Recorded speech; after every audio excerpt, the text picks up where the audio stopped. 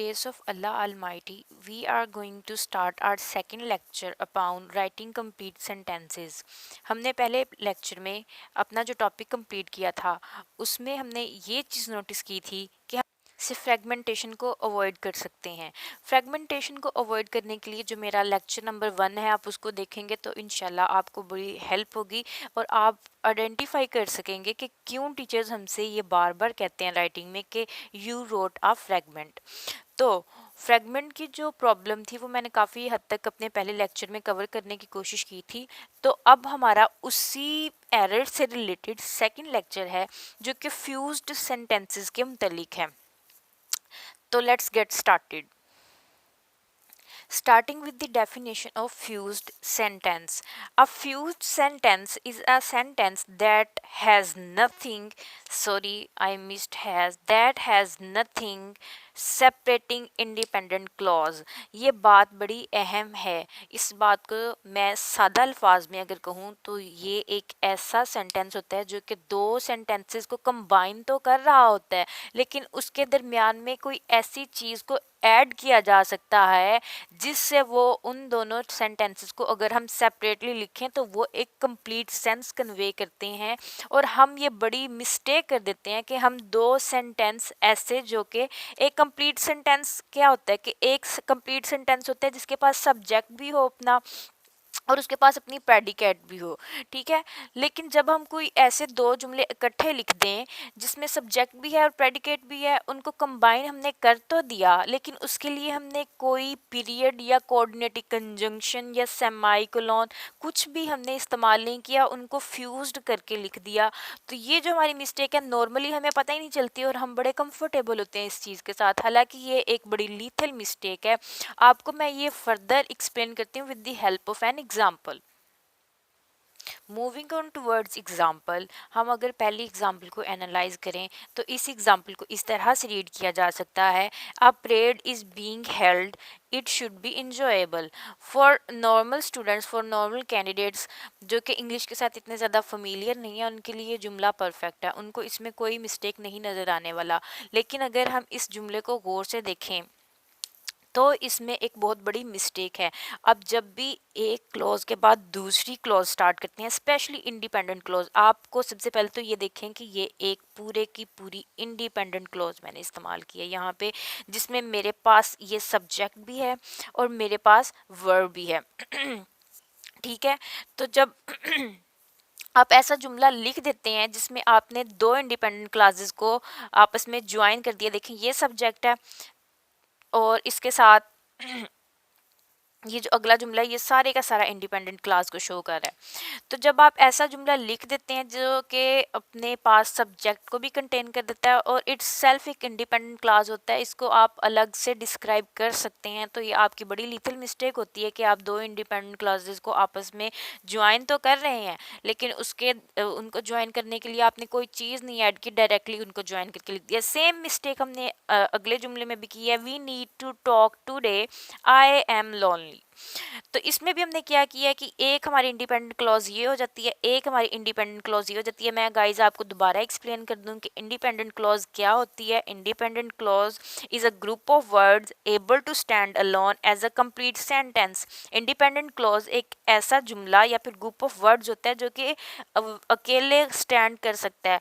मैं अगर ज़्यादा बात लिखूँ ना, मैं इतना लिख दूँ, अ परेड इज बीइंग हेल्ड, तो ये अपनी पूरी सेंस कन्वे कर रहा है, ये एक कंप्लीट सेंटेंस है, ये एक इंडिपेंडेंट क्लॉज है। लेकिन मैंने क्या किया, मैंने इसके साथ एक और इंडिपेंडेंट क्लॉज लिखी और ना तो मैंने कोई पीरियड दिया, ना कोमा, ना सेमाइकोलॉन, ना कोई कोऑर्डिनेटिंग कंजंक्शन, मैंने डायरेक्ट ही सेकंड इसमें इंडिपेंडेंट क्लॉज इंट्रोड्यूस करवा दी, जिसका लॉस मुझे ये हुआ कि मैंने एक फ्यूजन क्रिएट कर दी which is a very serious mistake in English language. So, to avoid this, what we have to do? To avoid the problem of fusion और fused sentences, what you simply have to do is, आपने find करना है कि आपके जुमले में दूसरा subject कहाँ पे है। अगर आप उस सब्जेक्ट से पहले कोई पीरियड प्लेस कर देते हैं और पहले और दूसरे सेंटेंस के स्ट्रक्चर पे कोई डिफरेंस नहीं आता, वो एक कंप्लीट सेंटेंस का ही काम करता है। तो इट्स मीन कि आपने फ्यूज्ड सेंटेंस लिखा था। इसको मैं कहूँगी, ये जो टिप मैंने इस टाइम पे आपको बताई है, इसको आप बोलते हैं period tip, and it is very serious tip to detect either you have written a fused or independent clause, right. Period tip इसको मैं बोलूँगी। आप एक पीरियड लगा के चेक करेंगे कि जो आपने जुमला लिखा है, अगर मैं इसके दूसरे सब्जेक्ट से पहले पीरियड प्लेस कर देती हूँ या कर देता हूँ, तो क्या मेरे जुमले की सेंस तो नहीं ख़राब हो रही। यहाँ पे मेरा दूसरा सब्जेक्ट ये है, इससे पहले अगर मैं यहाँ पे पीरियड प्लेस कर दूँ और इस जुमले में मेरा दूसरा सब्जेक्ट आई है, अगर मैं इससे पहले यहाँ पे पीरियड प्लेस कर दूँ, तो अब मैं अपने जुमले रीड करूँगी और अब मैं देखूँगी कि क्या ये कंप्लीट सेंस को कन्वे कर रहे हैं या नहीं। तो आप देखें, अ परेड इज बीइंग हेल्ड, ठीक है, बिल्कुल ठीक जुमला है। It should be enjoyable, right, बिल्कुल, इट शुड बी इंजॉयबल, ये एक कंप्लीट जुमला है, इसमें किसी किस्म की मिस्टेक नहीं है। तो इसका मतलब था कि आपने पहले एक कंफ्यूजन क्रिएट की और ऐसा जुमला लिखा जो कि फ्यूज्ड था। इसी तरह अगर मैं इस तरफ देखूं कि we need to talk today, अगर आप इतना जुमला किसी के सामने भी बोलें या लिखें, तो ये एक इंडिपेंडेंट क्लॉज है, आपकी कोई एरर नहीं है। इसी तरह अगला जुमला देखें, अगर आई एम लोनली, ये भी कंप्लीट है। आप इतनी सी भी बात लिख देते हैं तो आपका काम हो जाता है। तो इसका मतलब ये था कि आपने इसमें पीरियड ना ऐड करके या फिर कोई कोऑर्डिनेटिंग कंजंक्शन ऐड ना करके इसमें एक लिटिल मिस्टेक कर दी थी। मैं इसको फर्दर आपको एक और एग्जांपल के साथ बताती हूँ ताकि शायद मैं आपको थोड़ा सा ज़्यादा क्लियर कर सकूँ। इसके रिगार्डिंग जो मेरी नेक्स्ट एग्जांपल है, वो vault Disney created the character Mickey mouse, Disney also provided the cartoons voice in early days.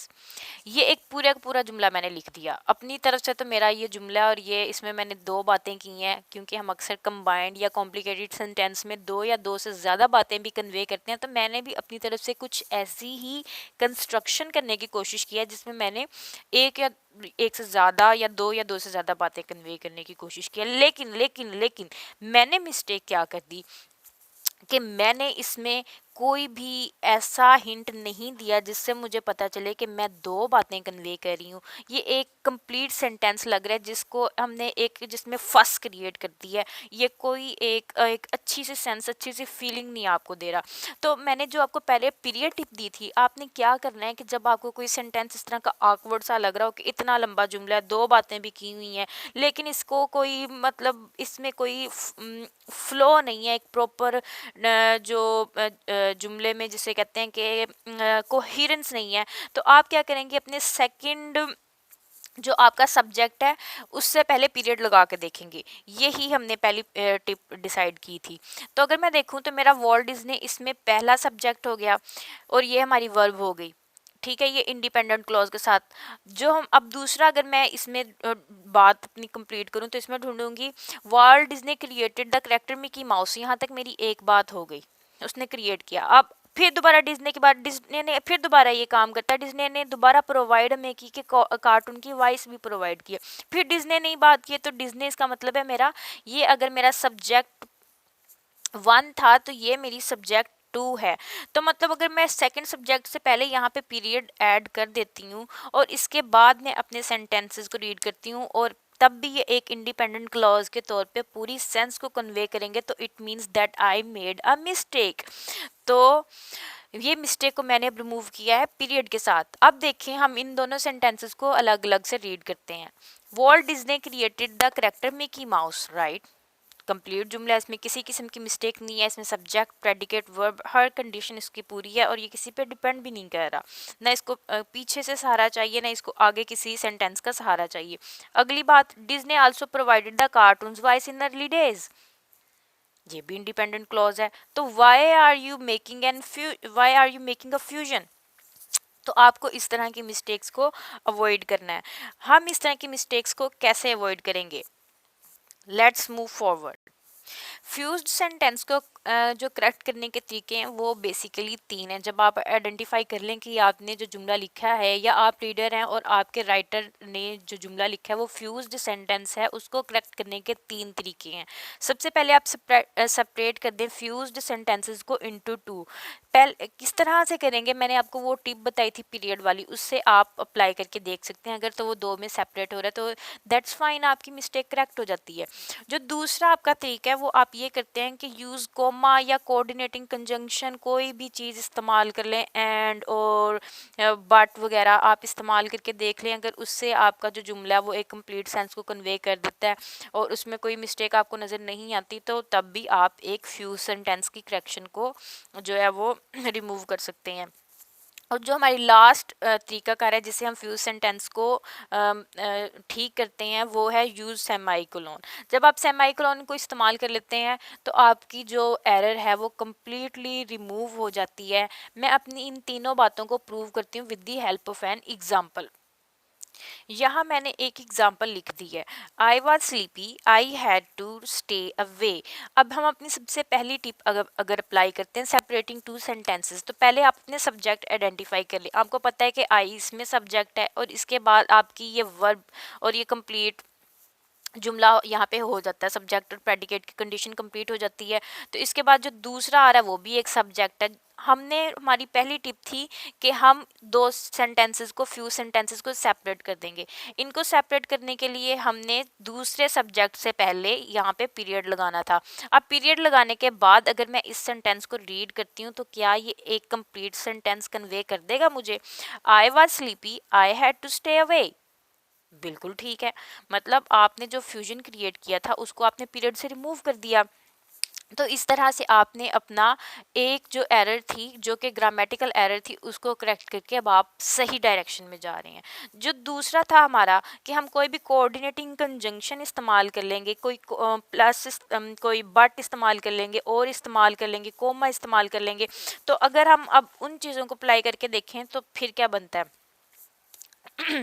I was sleepy, इसके बाद अब यहाँ पे हमारा चूंकि पहला जुमला ख़त्म हो रहा है तो यहाँ पे आप एक कोमा लगा दें और कोई कोऑर्डिनेटिंग कंजक्शन लगा दें। जैसे मैं फॉर इंस्टेंस बट ही लगा देती हूँ, but I had to stay away, I was sleepy but I had to stay away. यहाँ पे मैंने कोमा के साथ कोऑर्डिनेटिंग कंजंक्शन का इस्तेमाल जब किया तो मेरा अब जुमला बिल्कुल दुरुस्त है, इसमें कोई भी फ्यूजन नहीं है। कोऑर्डिनेटिंग कंजंक्शन के साथ हम बहुत सारे अपने सेंटेंसेस को मिलाते हैं, हम कंबाइंड सेंटेंसेस बनाते हैं। लेकिन हम जो पहले जो तरीका का रफ इस्तेमाल कर रहे थे कि without the help of any coordinating conjunction हमने एक फ्यूजन क्रिएट की थी, वो रिमूव हो गई है। अब ये इस जुमले में किसी किस्म की भी कोई मिस्टेक नहीं है। अब जो हमारे पास तीसरी चीज़ थी, जो तीसरा हिंट था कि हम सेमाइकोलॉन इस्तेमाल कर दें। आपको पता है कि सेमाइकोलॉन भी दो कंप्लीट सेंटेंसेस को सेपरेट करने के लिए इस्तेमाल होता है। ऐसे दो सेंटेंसेस जो कि आपस में कुछ ना कुछ कनेक्शन रखते हों। ऐसे सेंटेंसेस को सेपरेट नहीं करेगा कि जिसकी कोई आपस में लेन देन ही ना हो। ऐसे सेंटेंसेस को सेपरेट करेगा जिनका आपस में कोई कनेक्शन है। इन दोनों सेंटेंसेस का आपस में कनेक्शन है, एक ही बंदे की बात हो रही है। तो आप इजीली यहाँ पे सेमाइकोलॉन अगर इस्तेमाल कर लें तब भी ये सेंटेंस ग्रामेटिकली बिल्कुल करेक्ट हो जाता है। आपकी जो फ्यूजन की प्रॉब्लम थी वो बिल्कुल दूर हो जाती है। इसके साथ साथ अब यहाँ पे हमारा फ्यूजन का सारा कन्फ्यूजन हमारी ख़त्म हो गई है। अगर आपने लेक्चर को ध्यान से देखा और एग्जाम्पल को समझने की कोशिश की है तो आप ज़रूर फ्यूज्ड टेंस को ना सिर्फ आइडेंटिफाई कर सकते हैं बल्कि उनको करेक्ट भी कर सकते हैं।